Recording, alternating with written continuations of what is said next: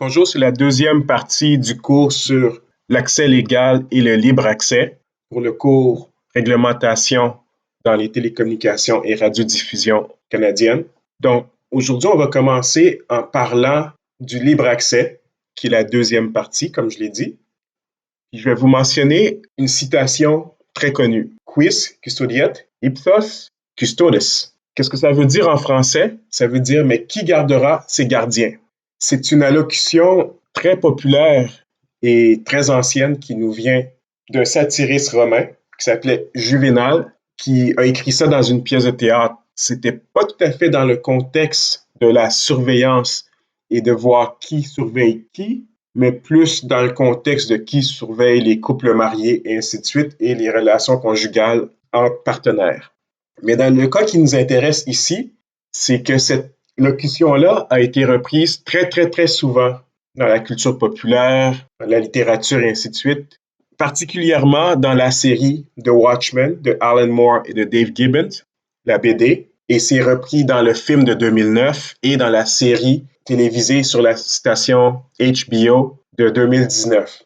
Donc, c'est une locution qui pose des questions sur qui surveille ceux qui nous surveillent. Donc, évidemment, le libre accès, qu'est-ce que c'est? C'est quand nous, on veut savoir quelque chose sur les autorités, sur l'État. On veut que l'État nous donne des informations et donc on fait une demande de ces informations-là. Je vais vous encourager à aller regarder, vous savez, c'est dans les liens en dessous, la vidéo sur l'accès sur l'information qui est en anglais, qui va vous aider aussi à mieux comprendre, vous donner un autre contexte pour comprendre pourquoi est-ce qu'on a le droit du libre accès. Le libre accès, pour le dire rapidement, c'est un droit qui a été fondé en Suède en 1766 dans une loi qui voulait la transparence totale de l'État suédois. Donc, c'est très vieux, le libre accès dans les États modernes, ou postmodernes, on pourrait dire. C'est très vieux, ça nous vient de la Suède. Donc, en Suède, n'importe quel citoyen peut demander une information aux autorités et les autorités vont lui répondre de façon très transparente. Il faut seulement faire la demande. Un autre aspect qui est intéressant sur le libre accès, c'est que j'en ai parlé souvent au début du cours, vous vous souvenez, il y a Information Policy, Communication Policy, le droit de la communication, et tous ces termes-là qu'on peut mélanger, c'est à peu près le même sujet, mais il y a des emphases un peu différentes. Ce qui est important de dire ici, c'est que les bibliothécaires, donc les gens en bibliothéconomie, les sciences de l'information, eux ont vraiment pris le chapeau du libre accès. Donc, les bibliothécaires sont souvent les personnes qui sont en avant de tous pour demander l'accès à l'information. Si vous allez à votre bibliothèque locale ou celle de l'université, vous demandez quelque chose, avoir accès à un document, à une information que peut-être eux, ils n'ont pas, ce sont les premières personnes qui vont vous encourager à faire cette demande. Donc, les bibliothécaires sont souvent les gens qui vont demander des documents, qui vont demander l'accès à une information. On a souvent l'impression que les gens qui demandent le plus d'informations, ce sont les journalistes qui font des enquêtes, mais il ne faut pas oublier les bibliothécaires. Donc, vous voyez, le côté journaliste, on penserait que c'est plus communication, tandis que le côté bibliothécaire, c'est plus le côté information.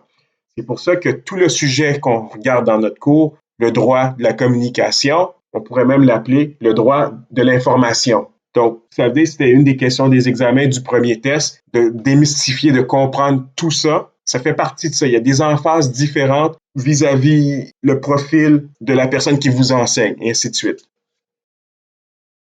Le libre accès au Canada est régi par la loi sur l'accès à l'information qui a été ratifiée en 1985. Cette loi-là, il faut le dire rapidement, n'est pas protégée par la Charte des droits et libertés. Donc, le droit au libre accès, le droit à l'information, c'est pas un droit qui est protégé dans la Charte canadienne. D'après la loi, chaque Canadien et les résidents canadiens ont le droit d'avoir accès à des documents qui viennent d'une institution fédérale et de leur demander de communiquer, de partager les documents, l'information qu'ils ont. Donc, vous voyez ici que la loi sur l'accès à l'information C'est une loi qu'on a déjà vue la séance précédente sur l'accès légal. C'était la loi qui régissait une partie de l'accès légal. C'est pour ça que je vous ai dit, que je vais répéter encore, que l'accès légal et le libre accès, c'est le même sujet, mais retourné à l'envers. Il y en a un où nous, on demande des choses au gouvernement. Il y a l'autre où c'est le gouvernement qui nous demande des choses. La gouvernance de l'accès libre au Canada, vous allez trouver dans l'ouvrage de Bannerman un très, très bon chapitre qui explique beaucoup la mécanique de comment ça se fait, comment ça se passe en pratique, la gouvernance au Canada. C'est pas intitulé la gouvernance comme telle, mais c'est vraiment ce qu'elle expose dans la première partie de son chapitre. Qu'est-ce qui est important de savoir, c'est qu'il y a des commissaires à l'information qui sont un peu parallèles aux commissaires à la vie privée qu'on a observés dans les séances précédentes. Donc, il y a des commissaires à l'information pour à peu près chacune des provinces, les territoires, évidemment au fédéral et parfois dans les villes. Le rôle du commissaire de l'information, c'est de faire appliquer la loi, mais aussi de prendre les plaintes et les violations des citoyens qui se plaignent quand un niveau de gouvernement, dans le cas qui nous intéresse, au fédéral, refuse de transmettre l'information qui a été demandée. Donc, un cas qu'on peut prendre ici, qui est assez intéressant, c'est le cas Canada contre Canada. Et en particulier, c'était le procureur général du Canada contre le commissaire à l'information du Canada. Ça s'est passé en 2004 sous le gouvernement de Jean Chrétien. Ici, la cause, c'est qu'il y avait Conrad Black, qui est un citoyen autrefois canadien, qui a déménagé aux États-Unis, qui a perdu sa citoyenneté canadienne, qui voulait être nommé à la haute chambre des nobles au Royaume-Uni. Et à l'époque, le gouvernement chrétien avait refusé sa demande de le faire anoblir au Royaume-Uni. Donc, les journalistes et d'autres partis voulaient savoir pourquoi. Donc, pour savoir comment, ils ont posé des questions pour avoir accès aux documents. On va se rappeler que la loi sur le libre accès, c'est souvent que les gens, les journalistes, les bibliothécaires, le public veut savoir des choses sur les politiciens, sur les bureaucrates, et eux, ils sont pas tout à fait intéressés à partager ces informations-là avec le public. Et c'est là que le commissaire à l'information rentre, où il peut demander, faire la demande lui-même ou elle-même pour avoir l'information pour qu'elle soit libérée. Ici, ça a été jusqu'en cour fédérale et il y a eu une poursuite, évidemment. C'est pour ça qu'on voit Canada contre Canada. C'est parce que c'est deux paliers différents du gouvernement, du même gouvernement au fédéral, qui se poursuivaient, qui étaient en conflit judiciaire, et ça a été conclu de cette façon-là. C'est pour ça que si vous faites une demande, c'est refusé, vous pouvez faire ensuite une plainte, puis rapporter la violation au commissaire à l'information, et le commissaire va ensuite se charger, c'est pas dans tous les cas, mais des cas un peu importants comme celui-là, le commissaire va prendre en charge, il va même peut-être exiger et peut-être même faire une poursuite contre le gouvernement. Ici, évidemment, le cas, c'était de déterminer est-ce que les documents particuliers du procureur général étaient des documents qui pouvaient être rendus publics. On va regarder ensuite quelque chose qui a bien été expliqué, mais parce que ça a été expliqué dans le texte en anglais, je vais vous donner la définition des termes correctement en français. On va parler des fichiers.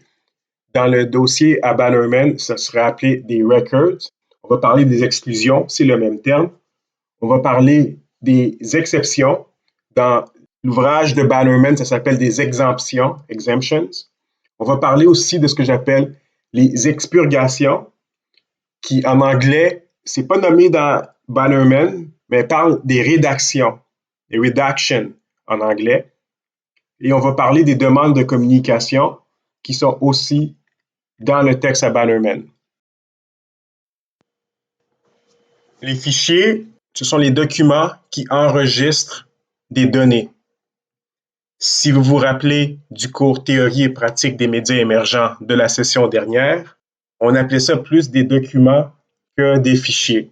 Sauf que la nomenclature du gouvernement fédéral, eux, ils appellent ça des fichiers. Donc, c'est n'importe quoi qui est enregistré.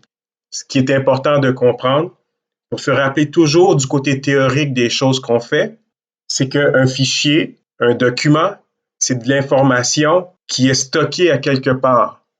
Donc, c'est pas une information qui est juste envoyée comme ça. C'est un truc documenté. Le type de fichier, il y en a plusieurs. Ça peut être un livre, des notes, des courriels, à peu près n'importe quoi où on peut enregistrer des données. Il y a des exclusions qui sont incluses dans la loi sur le libre accès. Donc, ce n'est pas tous les documents qui peuvent être rendus publics.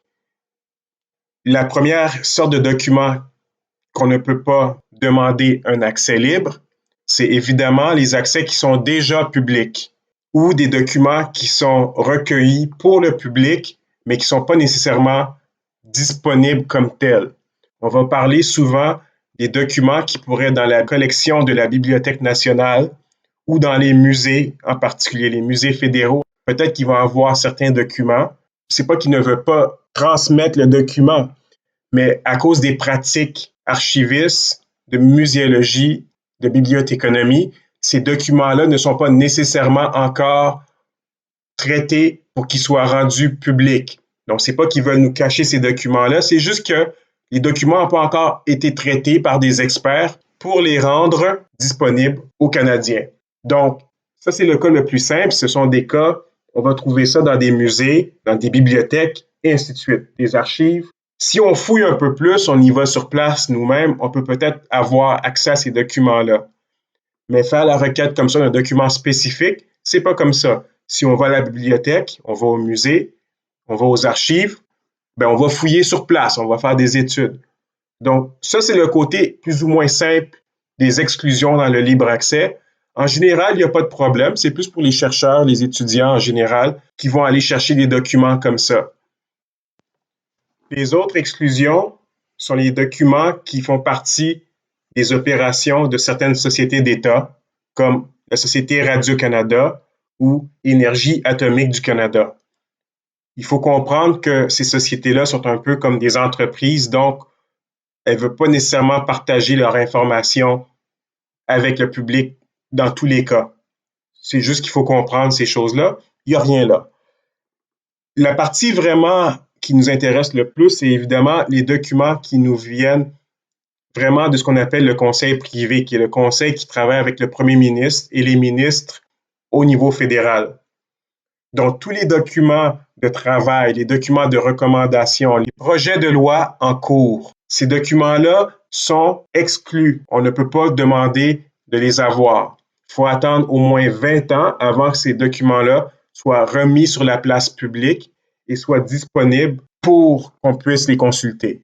En plus de détails, on parle des notes destinées à soumettre des propositions ou recommandations au Conseil, des documents de travail destinés à présenter des problèmes, des analyses ou des options politiques à l'examen du Conseil, des ordres du jour du Conseil ou des procès-verbaux de ses délibérations ou décisions, des documents employés en vue ou faisant état de communication ou de discussion entre ministres sur des questions liées à la prise des décisions du gouvernement ou à la formulation de sa politique, des documents d'information à l'usage des ministres sur des questions portées ou qu'il est prévu de porter devant le Conseil ou des questions qui font l'objet des communications ou discussions visées dans la partie D qui sont des documents employés ou faisant partie des communications, ainsi de suite.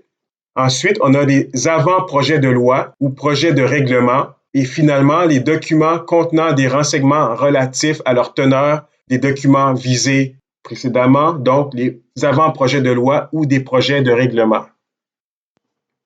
Il y a ensuite les exceptions. Une exception, c'est pas une exclusion, c'est pas tout à fait la même chose. Une exception, c'est quelque chose qui, pour toutes sortes d'autres raisons, n'est pas divulgué. La première catégorie de fichiers ou de documents qui ne sont pas divulgués, ce sont des documents qui possèdent des informations confidentielles sur autrui, sur d'autres Canadiens. Donc, je ne pourrais pas faire une demande de libre accès à Revenu Canada en demandant à Revenu Canada de me donner votre compte d'impôt. comme vous pouvez comprendre, c'est une information qui est confidentielle, qui vous appartient. Donc, c'est pas parce que c'est une information qui est retenue par le gouvernement fédéral et qu'il y a une loi sur le libre accès que j'ai le droit de demander au gouvernement fédéral de me divulguer les informations sur vos impôts. Donc, ça, c'est assez clair. On ne peut pas demander des informations confidentielles qui concernent autrui. Rappelez-vous de la maxime qu'on a observée au début du cours de la session. Les droits de l'un se terminent où les droits de l'autre commencent. Là où les choses changent un peu, c'est qu'il y a eu des changements dans le projet de loi 58 où maintenant les officiers, les bureaucrates peuvent refuser de transmettre certaines informations qui, d'après eux, pourraient porter atteinte contre le gouvernement ou contre des bureaucrates et ainsi de suite. Et c'est là que ça devient un peu plus sérieux. Je vais vous rappeler la vidéo sur le projet de loi C-58 qui changeait la loi sur le libre accès par la chef du Parti vert, Elisabeth May, qui disait que, d'après elle, il serait facile d'utiliser les exceptions par un bureaucrate, par quelqu'un du gouvernement, pour refuser de donner accès à un document qui, normalement, serait disponible en disant que ça pourrait porter atteinte aux affaires fédérales, provinciales, aux affaires internationales, à la défense et toutes sortes d'autres raisons. Il faut faire attention avec ça et c'est là qu'il y a des questions assez importantes là-dessus. Est-ce que c'est un outil qui est utilisé par les bureaucrates pour empêcher la transmission d'informations au public canadien? C'est quoi une expurgation? C'est le terme français de redaction. C'est quand on fait une demande de libre accès et que le document est effacé. Certaines parties sont expurgées, sont cachées, dissimulées et le lecteur ne peut pas voir qu'est-ce qui est caché. Le gouvernement, le responsable, le bureaucrate n'est pas tenu d'informer le citoyen de pourquoi telles données, tels passages ont été expurgés ou effacés ou dissimulés. Souvent, on va voir ça quand on traite d'informations qui nous proviennent des renseignements. Les demandes de libre accès doivent être faites par écrit auprès de l'institution fédérale auquel on fait une requête d'information. Il y a des motifs vexatoires qui permettent à l'institution de refuser de faire suite à une demande. C'est de là qu'on fait appel au commissaire à l'information si on croit que les motifs vexatoires ne sont pas suffisants pour empêcher la transmission d'informations vers le citoyen. Je vais vous faire une lecture de la loi comme telle. La demande de communication d'un document se fait par écrit auprès de l'institution fédérale dont relève le document. Elle doit être rédigée en des termes suffisamment précis pour permettre à un fonctionnaire expérimenté de l'institution de trouver le document sans problème sérieux. Avant de communiquer ou de refuser de communiquer le document, le responsable de l'institution fédérale peut, avec l'autorisation écrite du commissaire à l'information, ne pas donner suite à la demande si, à son avis, la demande est vexatoire ou entachée de mauvaise foi ou constitue autrement un abus du droit de faire une demande de communication. Le responsable de l'institution fédérale à qui est faite une demande de communication de documents est tenu dans les 30 jours suivant sa réception, sous réserve de certains articles spécifiques qu'on va voir après, d'aviser par écrit la personne qui a fait la demande de ce qu'il a donné ou non communication totale ou partielle du document. Les 2 points en réserve sont, premièrement, si il juge que le document objet de la demande dont a été saisie son institution concerne davantage une autre institution fédérale, le responsable de l'institution saisie peut, aux conditions réglementaires éventuellement applicables, transmettre la demande et au besoin le document au responsable de l'autre institution. Le cas échéant, il effectue la transmission dans les 15 jours suivant la réception de la demande et en avise par écrit la personne qui l'a faite. Le deuxième cas de délai, c'est quand le responsable d'une institution fédérale peut proroguer le délai mentionné dans l'article précédent, l'article 7, d'une période que justifient les circonstances dans les cas où l'observation du délai entraverait de façon sérieuse le fonctionnement de l'institution en raison soit du grand nombre de documents demandés, soit de l'ampleur des recherches à effectuer pour donner suite à la demande, ou bien les consultations nécessaires pour donner suite à la demande rendraient pratiquement impossible l'observation du délai. Dans l'un ou l'autre des cas prévus, le responsable de l'institution fédérale envoie à la personne qui a fait la demande, dans les 30 jours suivant sa réception, un avis de prorogation de délai en lui faisant part de son droit de déposer une plainte à ce propos auprès du commissaire à l'information. Dans les cas prévus, il lui fait aussi part du nouveau délai. En cas de refus de communication totale ou partielle d'un document demandé en vertu de la présente partie, l'avis prévu doit mentionner, d'une part, le droit de la personne qui a fait la demande de déposer une plainte auprès du commissaire à l'information. Donc, on voit ici qu'il y a toutes sortes de procédures pour être capable de faire une demande et qu'une demande peut être refusée sur toutes sortes de raisons et que quand cette demande est refusée, le fonctionnaire, le responsable des autorités, du gouvernement, ainsi de suite, de l'institution, du département, doivent justifier auprès du commissaire.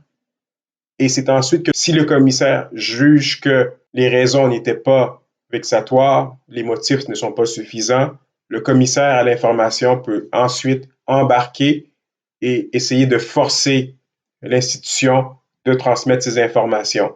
On voit aussi qu'il y a des délais.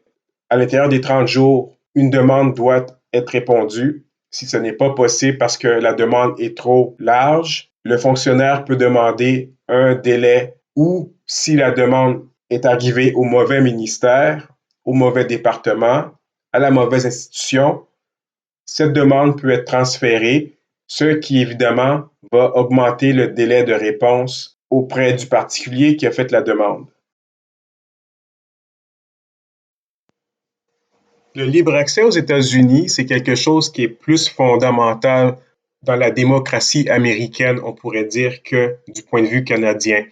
C'est vrai que du point de vue canadien, oui, c'est un droit presque essentiel, même si qu'il n'est pas enchâssé dans la Constitution. Mais aux États-Unis, on pourrait dire que le libre accès, ça fait partie des valeurs de la culture américaine qui continue de toutes les façons qu'on a déjà vues avec la liberté d'expression et ainsi de suite. C'est toujours dans la même continuité où on veut que l'information soit libre, que l'expression aux États-Unis soit libre, ce qui n'est pas tout à fait dans la culture du Canada. Donc, vous allez remarquer que la section sur le libre accès canadien est un peu monotone, un peu bureaucratique. Il y a aussi une forme de bureaucratie aux États-Unis, mais les droits sont extrêmement bien régimentés et c'est très clair ce qu'on peut demander, ce qu'on ne peut pas demander.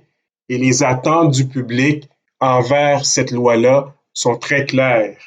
Donc, la loi qui nous date de 1966, qui s'appelle le Freedom of Information Act, ou on va l'appeler le FOIA, est une loi très importante aujourd'hui aux États-Unis.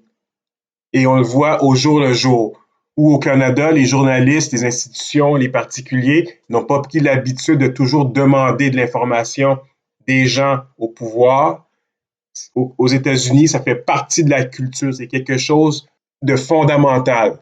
Donc, c'est très différent, c'est aussi très culturel. C'est pour ça le but du cours de comparer le Canada et les États-Unis, où aux États-Unis, c'est quelque chose de totalement important que la liberté d'expression et la loi qu'on appelle le FOIA, donc le Freedom of Information Act de 1966. La portée du FOIA. Bon, mais c'est tous les organismes administratifs fédéraux. En 1974, il y a eu un amendement au FOIA qui obligeait les agences à publier une liste des documents avec des frais. Pourquoi? Ben, il y a eu un cas où le FBI facturait un document à 9 000 $. Si on téléphonait pour avoir la même information au téléphone, la même information était soumise gratuitement. Donc, le FOIA a été utilisé principalement et pensé pour les journalistes à l'époque. Au Canada, la réponse, c'est 30 jours. Aux États-Unis, une réponse doit être fournie dans les 20 jours. Mais il y a les 9 exclusions qui déterminent ce que les fonctionnaires peuvent refuser de divulguer d'après le FOIA. Les 9 exclusions pour une requête de FOIA aux États-Unis sont de 1. Un document classé, confidentiel ou secret. 2. Les règles et les pratiques internes d'un département. 3. Les questions exclues de la divulgation par la loi. Il y a toutes sortes d'exclusions. 4. Les secrets commerciaux et autres informations financières obtenues par le gouvernement. Donc, vous vous souvenez qu'on ne pouvait pas demander les informations d'un tiers gardées en confidence par le gouvernement au Canada. C'est la même chose ici aux États-Unis avec le FOIA. 5. Les mémorandums interagences et intra-agences. Donc, tous les documents à l'intérieur d'une agence, les documents à l'extérieur d'une agence, les prises de décision, les travaux d'ébauche provisoires, ainsi de suite. Les études internes, toutes ces choses-là. Des documents qui permettent à l'agence de fonctionner et de fonctionner avec ses pairs. 6. Les dossiers personnels et médicaux. Donc, tout ce qui a rapport avec la vie privée d'un individu. 7. Les dossiers d'enquête. 8. Les documents utilisés par les agences de réglementation du secteur financier. 9.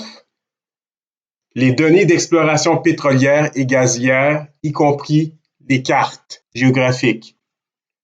Vous voyez ici que les exclusions sont un peu plus claires, je dirais, que celles au Canada. Elles sont assez évidentes aussi. Donc, la façon américaine est très claire en nous disant, ben, ici, il y a des informations qu'on ne peut pas donner comme telles pour toutes sortes de raisons très valables. Et c'est pour ça qu'elles sont exclues du FOIA. Comme on l'a vu dans le cas canadien, il est possible pour les bureaucrates de refuser une demande de libre accès en pratique. Il y a plusieurs cas qu'on va regarder présentement. Un cas assez intéressant est ce qu'on appelle une combinaison de FOIA inversée. Ça, c'est le cas où une entreprise dont les données ont été recueillies par un organisme, un département du gouvernement américain demande de façon proactive que ces données ne soient pas révélées au public. Donc, avant même que quelqu'un en fasse la demande, cette entreprise-là va dire, ben, vous savez, nos données, on ne veut pas qu'elles soient représentées, on ne veut pas qu'elles soient partagées. Donc, on appelle ça une combinaison de FOIA inversée. Donc, au lieu que ce soit le public qui fasse une demande de FOIA, c'est l'entreprise qui fait sa demande, mais pour cacher ces informations qui sont maintenues en confidence par le gouvernement. On a ensuite ce qu'on appelle la réponse de Glomar. C'est quoi la réponse de Glomar? La réponse de Glomar, c'est quand l'agence, le département, l'organisme fédéral répond à la personne qui fait sa demande. On ne peut ni confirmer ni nier l'existence d'un document. Dans quel cas est-ce qu'on pourrait voir une réponse de Glomar? C'est souvent avec les services de renseignement où ils vont vous dire on ne sait pas si ça existe et on ne peut pas vous dire non plus si ça n'existe pas. Donc, c'est une façon assez intéressante pour dire on ne veut pas vous donner la réponse. Et peut-être qu'il y a un document, mais on ne veut même pas vous le dire s'il y a un document, oui ou non. Il y a ensuite ce qu'on appelle l'index de Vaughan. C'est quoi l'index de Vaughan? C'est l'identification de chaque document retenu avec les dérogations légales utilisées et comment la divulgation pourrait nuire à l'intérêt des dérogations. Donc, c'est quoi l'index de Vaughan? L'index de Vaughan est utilisé pour dire si on vous donne tel document, bien, voici ce qui va arriver et comment ça pourrait nuire à un tel ou tel département ou la sécurité nationale, et ainsi de suite. Donc, à partir de cela, on vous demande une dérogation légale pour vous dire qu'on ne peut pas vous fournir le document.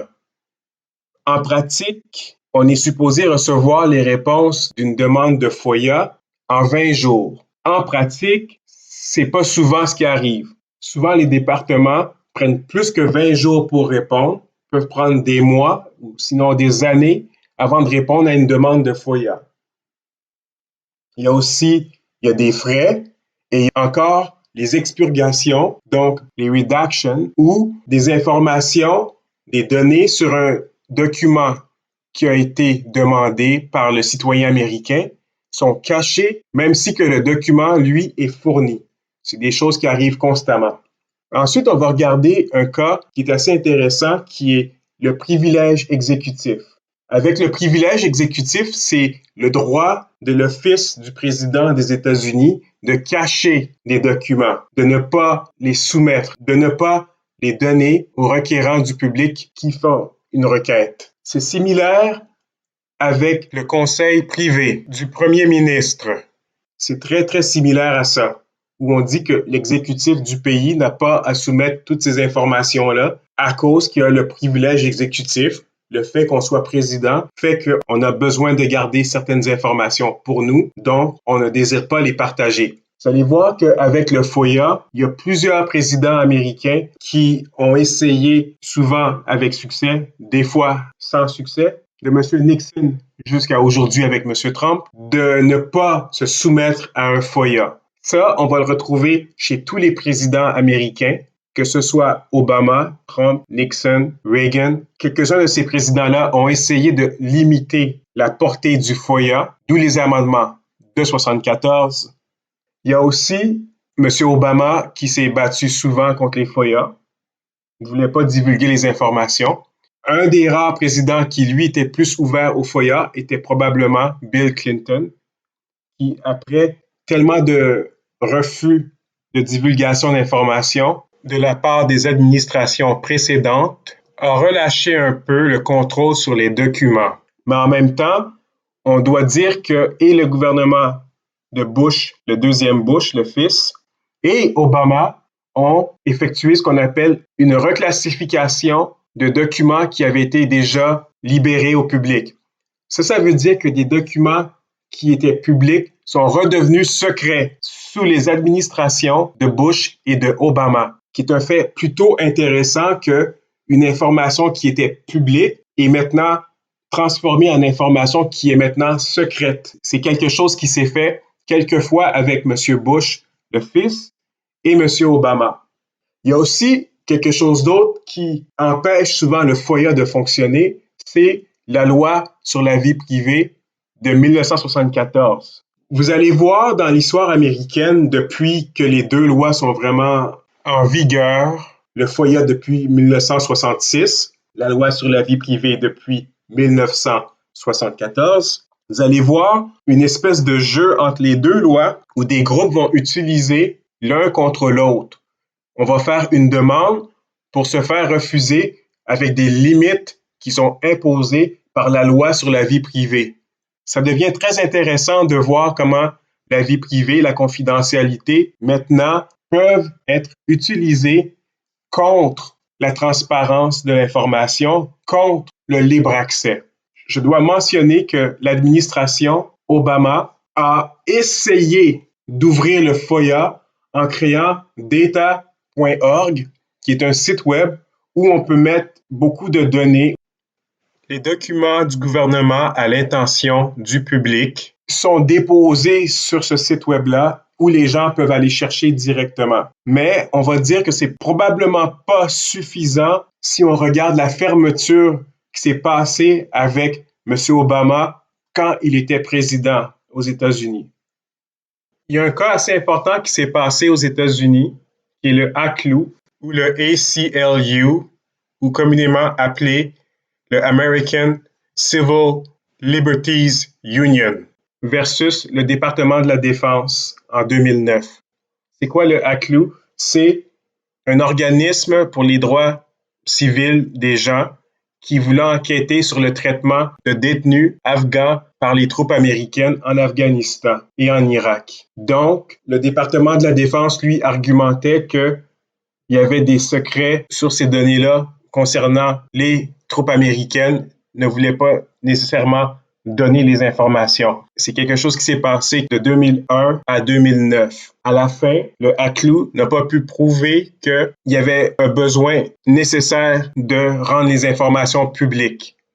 Vous allez voir que ce débat-là, ça figure dans des grandes discussions qui se sont passées ailleurs aux États-Unis, qu'on va voir dans notre cours sur la surveillance très bientôt, dans le cas de Chelsea Manning. Mais on ne fera pas ça aujourd'hui. Je vais vous demander de regarder la vidéo YouTube sur comment faire une demande de FOIA parce que ça va venir dans un des quiz que je vais vous donner à partir de la semaine prochaine. J'aimerais que vous fassiez toutes vos lectures et écoutez toutes les vidéos YouTube que je vous ai demandé d'écouter en commençant à partir du cours du 10 mars jusqu'à maintenant. Parce qu'il va y avoir des quiz qui vont être associés et je vais commencer à les mettre sur Moodle. Les quiz vont être faits de façon synchrone, ce qui veut dire que je vais donner un temps spécifique où vous devez vous rendre sur le site et répondre aux quiz sur le champ. Une des choses que je vais vous demander de faire, c'est de faire une demande de FOIA et une demande de requête de libre accès au Canada. Donc, vous allez avoir un de chacun à faire. Il faut absolument écouter la vidéo et j'aimerais que vous alliez sur le site web du commissaire à l'information au gouvernement fédéral. Je vais vous laisser trouver le lien. Vous êtes capable de trouver un lien comme ça. Et ensuite de trouver comment faire une demande de FOIA à un organisme du gouvernement fédéral. Vous allez faire la même chose pour le gouvernement américain. Vous allez pratiquer comment faire des FOIA aux organismes, aux institutions américaines. Vous allez pratiquer comment faire ces choses-là parce que ça va venir dans un quiz. C'est tout pour aujourd'hui. Donc, faites vos lectures et écoutez toutes les vidéos YouTube. Et d'ici la semaine prochaine, le premier quiz va apparaître en mode synchrone, ce qui veut dire que tout le monde va se réunir à une heure spécifique et avoir le même quiz à la maison. Ce qui veut dire que vous allez être obligé d'avoir pratiqué le FOIA et la requête de demande de libre accès au Canada par vous-même. Il faut absolument le faire. À bientôt.